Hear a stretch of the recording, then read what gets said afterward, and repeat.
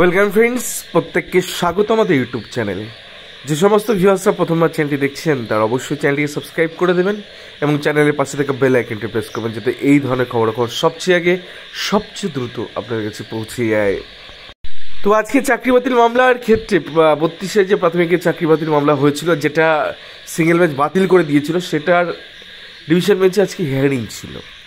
তো সেই 32-এ চাকরি বাতিল মামলায় অ্যাডভোকেট প্রতীক ধর, সিনিয়র অ্যাডভোকেট, তিনি বেশ কিছু মন্তব্য করেছেন এবং একটা ওয়ে খোঁজার চেষ্টা করছিলেন একটা ছেদ যুক্তি দিয়ে, কিন্তু আদতে বিচারপতিদের সেই যুক্তি গ্রহণযোগ্যতা পায়নি। বারবারই বিচারপতিরা তীর্য ভাষা মন্তব্য করতে থাকেন এবং কোথাও না কোথাও গিয়ে ফিকে পড়ে যায়, মানে তিনি বোঝাতে অক্ষম হন তার ভাষা, সেক্ষেত্রে ভাষা দিয়ে সেই বিষয়টাগুলো বোঝাতে পারেন এবং তিনি সেটা অ্যাকসেপ্ট করেন যে পরবর্তী ক্ষেত্রে অবৈধভাবে যদি কেউ চাকরি পায়, পরবর্তী ক্ষেত্রে সেই ট্রেনিং যদি কেউ করে নেয়, তো সেক্ষেত্রে সেই চাকরিটা ভ্যালিড হয়ে যাবে। তো পরবর্তী ক্ষেত্রে কল্যাণ ম্যানেজার এসে একই কথা বলে, তো ছেদ যুক্তি টিকবে না, কারণ কোনো প্রসেসে যদি কোনো রিক্রুটমেন্ট যদি অবৈধভাবে হয়, পরবর্তী ক্ষেত্রে সেই ট্রেনিং বৈধভাবে হোক চাই অবৈধভাবে হোক, সেটা কিছু যায় আসে না। যেটা তরুণ যদি তেওয়ারিবাবু ওখানে অপোজ করেছিলেন, বলেছিলেন যে আমার ছেলেমেয়েগুলো যদি চাকরি পেত তো তারাও ট্রেনিং করে নিত।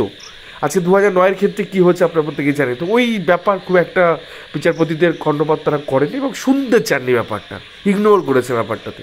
পরবর্তী ক্ষেত্রে বাধ্য সিনিয়র অ্যাডভোকেট কী করবেন শুনেছি, কিন্তু খুব একটা সদিচ্ছা তাদের ছিল না।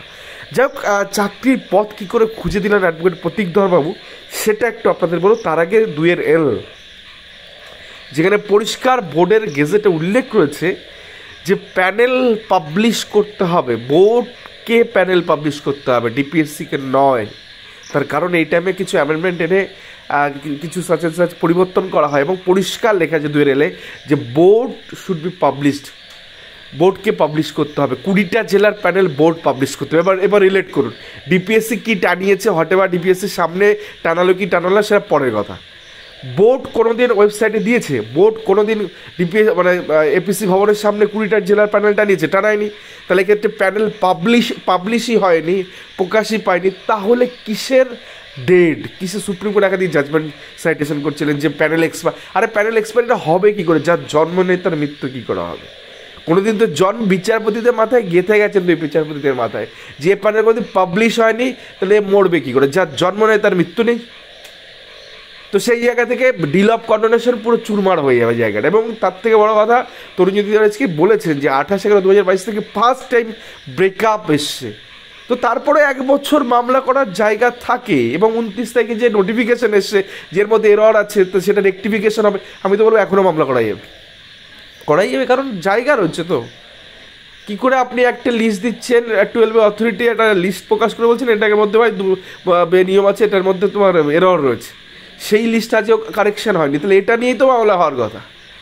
তো যাই হোক, চাকরির পথ কী করে খুঁজে দিলেন সেই জায়গাটা বলে অনেক কিছু বলেছেন। দেখুন, সুপ্রিম কোর্টের জাজমেন্ট যেমন একটা পক্ষেও হয়, বিপক্ষেও প্রচুর জাজমেন্ট আছে। উনি যে বিষয়গুলো দেখাচ্ছেন, ইরেগুলারিটি 1994, SCC 1994 প্যারা 1 পেজ 1-এ, মানে পেজ নাম্বার 1-এ দেখে নেবেন যে কোন টাইমে মামলা করা যায়, সেটা SCC অনলাইনে আছে। ওটা জাস্ট ধোপে ঠিক, মানে দুর্নীতি যখনই প্রকাশ পাবে, তো যখনই সামনে তখনই তো সে মামলা করবে। ধরি না সে প্রতিদিন জেনে আছে যে 17 থেকে দুর্নীতি হচ্ছে, যখন সামনে এসে তখন সে কোর্টের দ্বারস্থ হয়েছে এবং লেটার হেড টিএমসি ডিস্ট্রিক্ট প্রেসিডেন্টের লেটার হেড দেখা যাচ্ছে এবং তাদের রেকমেন্ডেশন টেবিল নাম্বার বলে দিচ্ছে, তো এগুলো দুর্নীতির মধ্যে পড়ে না? তাদের নাম্বার বাড়িয়ে দিচ্ছে, 10-এ 10, 9.5 করে পাচ্ছে। রিলেট অনেক কিছু আছে, সেগুলো নিয়ে গল্প হবে। এই সমস্ত ছেদ যুক্তিগুলো ধোপে টিকবে না, তোর যদি বলা শুরু করবে না। আজকে যে 2 মিনিট বলেছে তাতে সব হই চই করতে করতে সব শুরু করে দিয়ে। যাই হোক, যখন তিনি গোটা টাইমটা পাবেন দেখবেন প্রত্যেকটা জিনিস খণ্ড বিখণ্ড হয়ে যাবে। যাই হোক, তো সেখান থেকে একটা জায়গা প্রতীকধরবাবু খুঁজে দিলেন প্রিয়াঙ্কা নস্করদের ফেভারে, সেটা হচ্ছে কোনো পিটিশনার কাট অফ ক্লিয়ার করতে পারবেন। যে 6 পাতা বা 7 পাতার প্রিয়াঙ্কা নস্করদের যে ব্রেকআপ নাম্বারটা দিয়েছে, তার শেষ পাতায় একটা কাট অফ দিয়েছে। কাট অফটা কি ধরে নিন, মানে ওখানে কি দিয়েছে অ্যাকচুয়ালি বলে দিই আপনারা। ধরে নিন ওবিসি প্রার্থী, তো ওবিসি প্রার্থীকে রিলেট করা হচ্ছে ওবিসির সাথে। তো ওবিসি প্রার্থী তো জেনারেলেও যাবে, জেনারেলের কাট অফটা তো মেলাতে হবে। কোচবিহারে জেনারেল কত 11 সামথিং গেছে, যে পিটিশনের কথা বলা হচ্ছে সে 12 পয়েন্ট সামথিং পেয়েছে, সে তো জেনারেল কাট অফ ক্রস করে গেছে। সেটেলরা তো তাই বলছি, ইফ রিজার্ভ ক্যাটাগরি যদি কোনো সংরক্ষিত বিভাগের প্রার্থী যদি জেনারেল কাট অফ ক্রস করে, তাহলে তাকে সে জেনারেল হিসেবে চাকরি পাবে।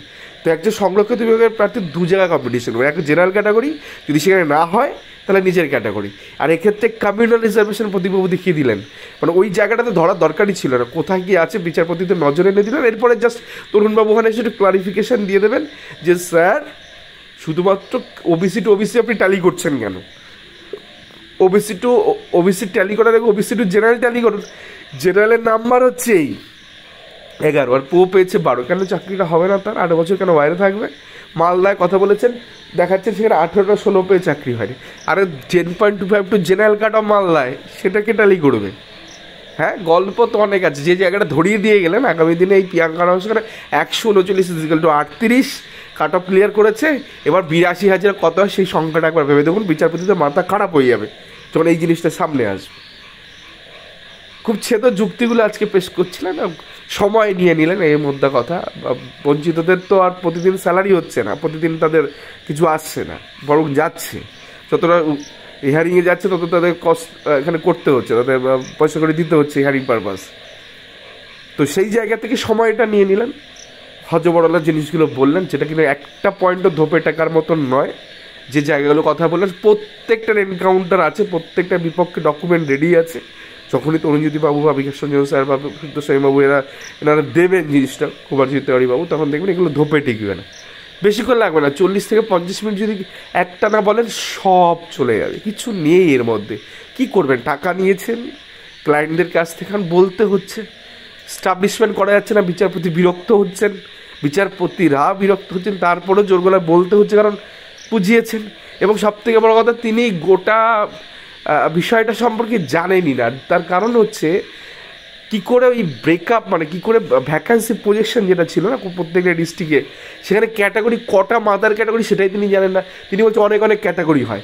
তরুণজ্যোতি তেওয়ারি বাবুর যে মামলা দায়ের করা হয়েছে প্রিয়াঙ্কা রাষ্ট্রপতি, সেখানে স্পাইরাল বাইন্ডিংয়ে কোনো একটা পার্টিকুলার ডিস্ট্রিক্ট উল্লেখ করে কী করে সেটার কী করে প্যানেল তৈরি করতে হবে সে বিষয় নিয়েও দেওয়া আছে, যে নন এক্সাম্পটেড ক্যাটাগরি কি, এক্সাম্পটেড ক্যাটাগরি কি, এক্স সার্ভিসম্যান ক্যাটাগরি কি, প্যারা টিচারটা কি, 4টে মাদার ক্যাটাগরি, সে সম্পর্কে ধারণাই ছিল না প্রতীকধরবাবু, এবং তিনি গুলিয়ে ফেলছেন, তার ক্লায়েন্টটা থেকে বোঝাতে অক্ষম, বোঝাতেই পারেনি যে ব্যাপারগুলো কীভাবে সুসজ্জিত প্যানেলগুলো হচ্ছে।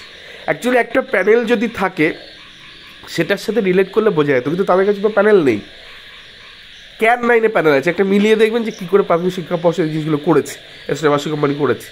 11টা অ্যাডিশনাল প্যানেলের কথা শুনে চিৎকার শুরু করে দিয়েছে, এক্সপায়ারি প্যানেলের ডেট শুনে চিৎকার, পার্থকর্মা নিজে অ্যাডমিট করেছে 2020 সালে প্যানেল এক্সপায়ার করেছে। ইভেন সেটা কোথায় আছে সেটাও আছে, তরুণজ্যোতি স্যার বলে দিয়েছেন ওই জায়গাটায়, যে এই জায়গায় এটা রয়েছে, পেপার বুক 1 আর সামথিং এই জায়গায়। বিচারপতিরা জাস্ট মানে কি বলবো, মানে বিরোধী পক্ষ মানে বিবাদী পক্ষ বলা শুরু করলেই জিনিসটা অনেকটা প্রাঞ্জল হয়ে যাবে গোটা বিষয়টা। যারা এখনও মানে এই সমস্ত ছেদ যুক্তি নিয়ে যারা বুকে মানে আশায় বুক বাঁধছেন, ঠিক আছে, যে অনেক কিছু হবে, ঠেকিয়ে ঠেকানোর জায়গা নেই বস, কারণ এত ইরেগুলারিটি হচ্ছে না, মানে যখন এগুলো লিঙ্ক আপ করানো হবে একটার সাথে একটা, তখন দেখবেন যে আদতে এসএসসিটা ছোট্ট নগণ্য একটা জিনিস, স্কুল সার্ভিস কমিশনের দুর্নীতিগুলো একটা নগণ্য জিনিস। প্রাথমিকের দুর্নীতির সব থেকে বড় তার কারণ কমিউনাল রিজার্ভেশন ঘটেছে।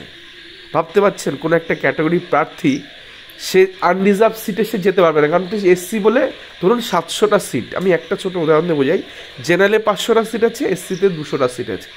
একজন এসসি প্রার্থীকে ওই 500 সিটে কম্পিটিশনই করতে দেওয়া হয়নি, তাকে 200 সিটের মধ্যে আটকে রাখা হচ্ছে।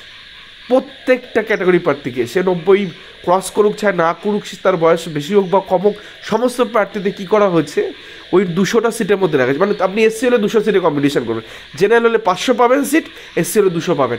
অ্যাকচুয়ালি এসসিদের হওয়ার কথা ওই জেনারেলে 500 সিট এবং তার ক্যাটাগরি 200, অর্থাৎ 700 সিটে কম্পিটিশন করার কথা, সেখানে তাদের কম্পিটিশন করতে দেওয়া হচ্ছে মাত্র 200 সিটে, এবং জেনারেলদের 500 নিয়োগ হয়ে গেছে দিক দিয়ে, যার জন্য কাট অফ তাদের রিডিউস হয়েছে, এবং যেহেতু 200 জন এসসির মধ্যে কম্পিটিশন, এদের কাট অফ হাই হয়ে গেছে।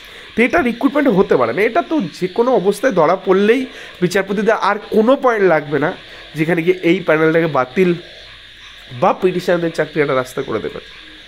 সেই জায়গা থেকে এই মামলায় জাস্ট যা শুনছেন ইগনোর করুন। এরপরে যখন তরুণজ্যোতি বাবু বলবেন, বিকাশ রঞ্জন ভট্টাচার্য বলবেন, ফিরদৌস-শামীমরা বলবেন, সুদীপ্তরা বলবেন, এবং সেক্ষেত্রে তো কুমারজ্যোতি তেওয়ারি স্যাররা বলবেন, তখন একটু শুনবেন হিয়ারিং কাকে বলে, পয়েন্ট কাকে বলে, লজিক কাকে বলে, এভিডেন্স কাকে বলে, তখন দেখবেন আসল মজা।